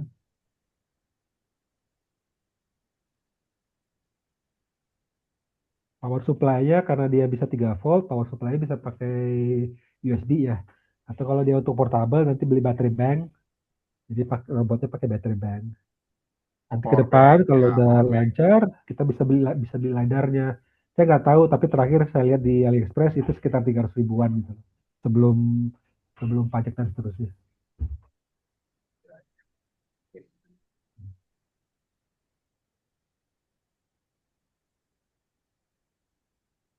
Berarti butuh yang ada encodernya Pak ya. Ya, Optical kan ya itu ya. encodernya optical ya betul. Ya, kemudian ada. Nggak, sorry, sebentar. Ini nggak harus optical. Jadi sebenarnya pada dasarnya teknologi apapun yang dipakai bisa pakai magnetik. Yang penting adalah apa namanya? Kita bisa Ya, punya mengindra seberapa putaran sudah terjadi. Kenapa? ya Karena ada kalau clocknya kita ya. pakai Ya, ya. ada bannya itu muter, ban itu kan ada radius ya, ada diameter. Hmm, Berapa putaran itu kan ujung-ujungnya jarak kan ya. ya, ya. Jadi si microcontrollernya bisa tahu udah berapa sentimeter ban kiri atau Ya, ban kanan berjalan. dimuter. Oke. Ya. Ini nanti motornya terhubung dengan apa? Roda atau Kalau motornya ini yang roda kalau kan saya ya? sampaikan tadi ini akan terhubung ke saya nggak ada di dekat saya. Ini saya langsung masukin ke gear yang Arduino tadi yang saya sampaikan. Jadi Oh, ada oke, oke. motor gear Arduino, dia udah ada rumahnya. Ini tinggal saya tuker jadinya saya tuker. Jadi ini nanti ada rodanya kira-kira segini ya. Jadi nanti ya bukan seperti ini langsung, tapi kira-kira seperti itu. Mhm, oke, oke. Tambah gear, kenapa? Kalau ini langsung muter, dia nggak sanggup terlalu berat bebannya. Iya, iya. Nah, jadi pakai gear, beli dua, terus robotnya pakai caster wheel, ada dua caster wheel, jadi nanti ya apa namanya, power supply-nya bisa pakai 5 volt. Oh ya, tadi terhubung satu lagi saya mau ngomongin. Nah, untuk mendrive-nya, kalau pakai STM32, sorry, ESP32, butuh edge bridge ya. Edge bridge itu yang untuk apa namanya on off si motornya. Kita Motornya nanti Pak. pakai Oh, ya H-bridge ya. ya ya supaya bisa Ya. pakai PWM untuk mengontrol Jadi kecepatan. pulsa positif di mana? Oke, oke. Ya, H-bridge apa? ya, ya. Controller. Iya. Cari yang murah-murah aja, jangan yang membebani keuangan karena jangan jadikan ini beban itu satu. Kedua, tapi saya berharap kita punya alat yang sesuatu yang memang bisa dipegang karena kalau cuma bicara soal konsep, lagi-lagi silahkan monggo kalau mau ada nonton di YouTube banyak bertabur. Ini tidak ada yang baru di sini. Di internet semua sudah ada. Yang belum ada adalah yang alat fisik yang kita pegang, yang bisa langsung kita lihat, kita pegang, dan kita mainkan. Harapan saya ke sana. Nanti dari sana baru pelan-pelan bisa jalan ke yang lebih materi yang lebih kompleks. Nanti kalau kalau dari grupnya mau buatin tanpa saya, tanpa perlu saya ikut, bisa lebih dalam lagi ke komunitas atau partisipan di Bogor. Misalnya hari Minggu, oh mau kita buat yuk event lokal, silakan aja. Saya senang sekali. Apa namanya? Karena pada dasarnya semakin banyak yang bisa bermain dengan seperti ini. Karena ya mungkin lagi-lagi ini misi saya pribadi gitu. Saya melihat banyak sekali yang kemarin ikut KRCI, walau kalau pernah kuliah eh, atau mengikuti perkembangan perkuliahan beberapa tahun terakhir dulu ada KRI, ada KRCI gitu loh. Banyak sekali gitu ke event-event robotik. Tapi kenapa gitu loh? Dari sekian banyak yang ikut itu nggak ada yang atau jarang yang betul-betul melanjutkan gitu lah stafet cari makan di sana gitu loh. Karena memang mereka udah punya ilmu itu loh. Mereka udah ilmu itu, kenapa nggak langsung aja dijadiin betul-betul sumber pemasukan gitu. Itu arah saya ke sana. Dan cara saya mengerjakan adalah pelan-pelan aja, pelan-pelan, santai, jangan diburu-buruin. Tapi yang penting konsisten. Memang ini sedikit kontra bagi beberapa orang. Bosan Pak. Saya nggak tahan 1 tahun 12 bulan nggak betah saya Pak. Ya saya nggak bisa bilang apa-apa. Karena pada dasarnya masing-masing orang punya pilihan masing-masing. Tapi kalau dia tertarik, ya insya Allah dia nggak apa namanya ya. Kalau besok ada lowongan kerja di Singapura, ya udah silakan aja, udah tinggal tinggal ambil karena memang punya skillnya. Kira-kira ke arah saya ke sana.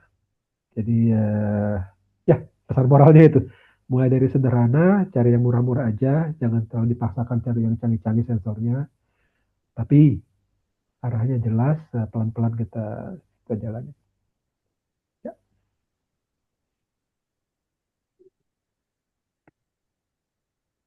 Terima kasih Pak Ori.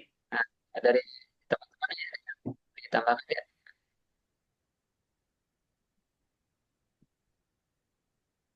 Sepertinya tidak ada, ya berarti bisa. di di layar saya ada dua ini nih yang ikut, ada Papa Ihsan, ada Will dan Ihsan. Itu beda orang apa gimana? Beda orang, Pak. Ah, beda orang. Beda Dan orang. Dan beda orang, Pak. Ini saya udah Oh nyampe iya, rumah, Pak. oh iya, Pak. Dari Alhamdulillah selamat. Iya. Yang Pak Will dan Ihsannya belum kedengaran suaranya nih. Oke deh. Ya udah gitu aja deh, teman-teman. Makasih udah teman hari ini. Masih banyak, Pak Teman Ori. saya kita mulai dengan silaturahmi dulu, perkenal-kenalan. Kalau kita berjodoh, bapak-bapak bisa pelan-pelan nambah mainan di rumah, mulai dari yang kecil, main-main robot, dan bagi yang lain kalau memang mau serius, atau kalau ada yang serius, ini terus bisa berkembang. Jadi jangan jangan jangan menyangka yang saya kenalkan ini hanya mainan. Jawabannya tidak, ini bukan mainan, tapi saya membuat mencari pilihan komponen yang memang terjangkau, murah, jadi memang terkesan itu mainan, bukan. Karena yang saya cari adalah transferable knowledge-nya, itu yang saya cari. Transferable knowledge adalah sesuatu yang bisa ditransfer untuk yang ilmu yang berikut. Kira-kira seperti itu. Mungkin itu dulu ya, Mas Yunus, Ya, Pak Isan, Pak Adrian, sama ya Pak Isan juga. Ya, terima kasih banyak, Pak Ori. Pak. terima kasih Terima banyak kasih Pak banyak, Ori. Pak. Terima Kabar-kabarin kasih. aja nanti kalau ada jadwal untuk yang hari Sabtu besok ya. Assalamualaikum. Oke, nanti kita kabari setelah fix ya Pak. Oke, terima kasih banyak Pak Ori, terima kasih banyak semuanya, Om Adrian, Ya. Om Papa Ihsan, Om Wildan. Om Wildan belum ini ya. Oke, sampai jumpa di sesi selanjutnya. Terima kasih semuanya. Bye-bye. Mari. Ya, mari. Ya, Assalamualaikum semuanya. Waalaikumsalam warahmatullahi wabarakatuh.